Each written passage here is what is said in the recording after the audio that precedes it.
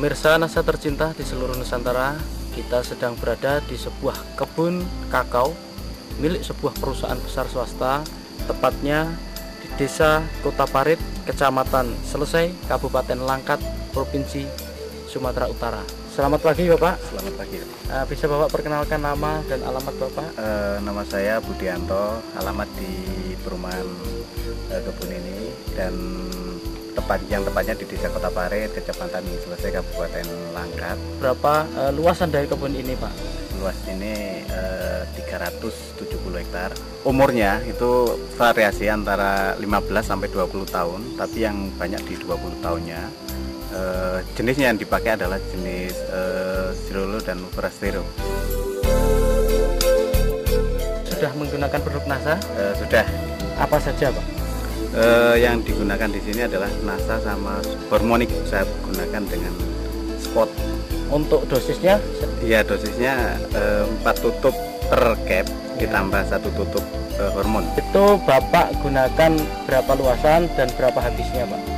Yang saya gunakan kurang lebih 150 hektar.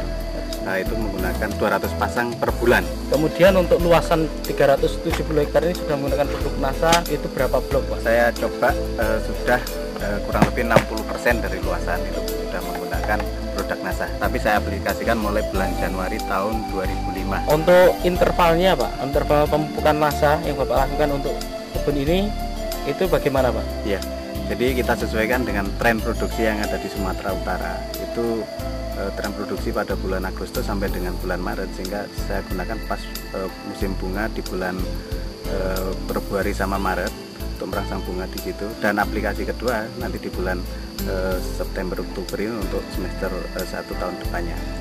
Selain pupuk dari NASA, Bapak masih juga menggunakan pupuk kimianya Pak ya? Masih.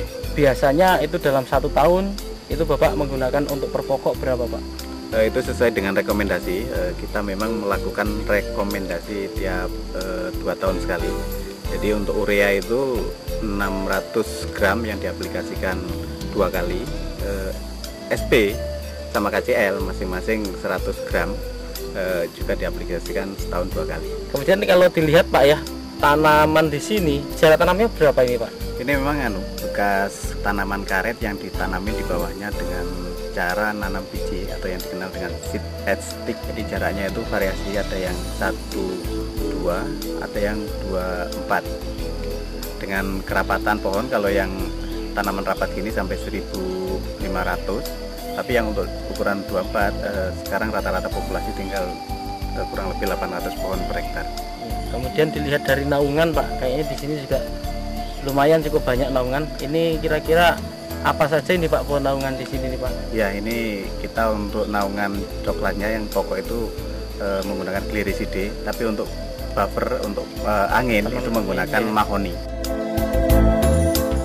Nah, untuk kebun ini Pak, secara budidaya juga dilakukan pemangkasan Pak ya? Oh iya, itu memang wajib. Nah, kira-kira itu bulan apa Pak itu kalau dilakukan pemangkasan itu Pak? Ya, sama sesuai dengan tren produksi, yaitu untuk merangsang bunga yang di bulan Maret, April, Mei itu kita harus pangkas di bulan 2, dan untuk pembungaan di bulan 9 atau 10 itu kita harus pangkas mulai bulan 8 sama 9. Untuk teorinya pangkas Pak? Pada prinsipnya yang penting di situ adalah penyinaran bisa masuk, sehingga cabang-cabang kayak cabang air, cabang kering, dan cabang yang kena penyakit itu harus dipotong. Dan yang penting lagi adalah tanaman yang udah tinggi itu harus ditoping. Setelah Bapak menggunakan produk dari NASA ini Pak, apa yang Bapak rasakan atau yang Bapak lihat perkembangan dari tanaman atau kebun coklat Bapak ini Pak?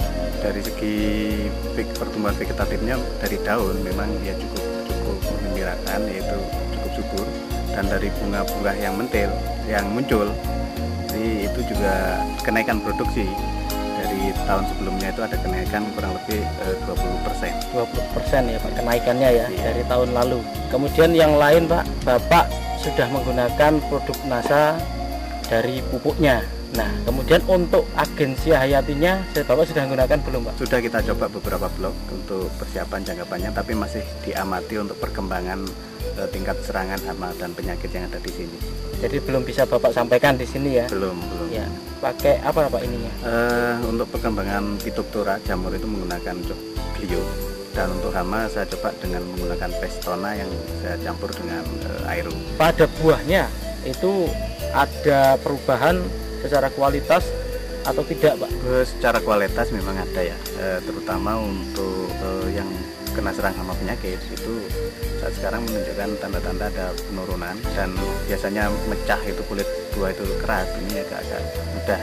Dan yang menggembirakan lagi itu dari rendemen itu ada kenaikan, itu biasanya itu 33 sampai dengan 35, ini bisa ke 37-38%. Pemirsa Nasa, di sini Bapak Budianto selaku manajer di sebuah kebun kakao ini, beliau juga sebagai manajer di processing atau di pabrik dari pengolahan kakao. Bagaimana prosesnya kemudian sampai akhir, termasuk dalam fermentasi dan rendemennya, Pak?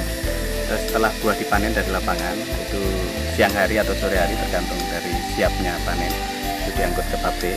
Nah, di sana buah kakao tadi langsung ditimbang berapa bobotnya dan langsung dimasukkan ke dalam kotak fermentasi.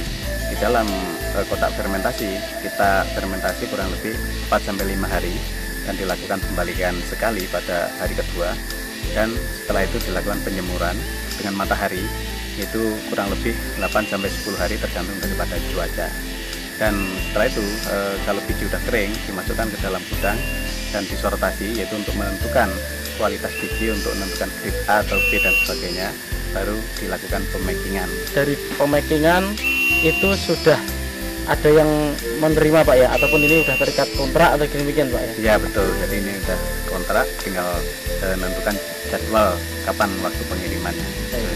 Ya, dalam sortasi, Pak, ya, kualitas dari biji kakao ini, Bapak bisa jelaskan kualitas A, B, C-nya? Jadi untuk grade A itu yaitu di bawah 100 biji per 100 gram, 100 sampai dengan 110 itu masuk grade B, dan di atas 110 sampai ke atas itu masuk grade C, dan di atas 120 itu masuk grade C. Dari sini kami ingin Bapak menyampaikan pesan dan kesan untuk pemirsa Nasa di seluruh Nusantara. Jadi harapan saya untuk masyarakat di Indonesia tidak usah ragu lagi untuk menggunakan produk Nasa, karena sudah terbukti saya sendiri untuk di perkebunan ini dengan menggunakan produk Nasa ada optimalisasi produksi yang tadinya itu turun seiring dengan umur, dengan menggunakan Nasa bisa optimal lagi sesuai dengan standar, sehingga ya termasuk di kebun kami ada kenaikan kurang lebih 20%.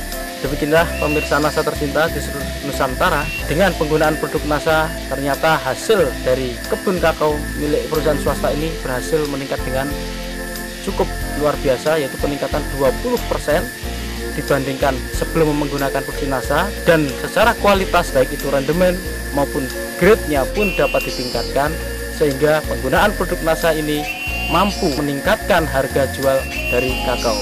Demikian tim liputan Nasa dari Sumatera Utara, reporter Syahria Reza dan kameramen Adi Nugroho melaporkan. Salam Nasa.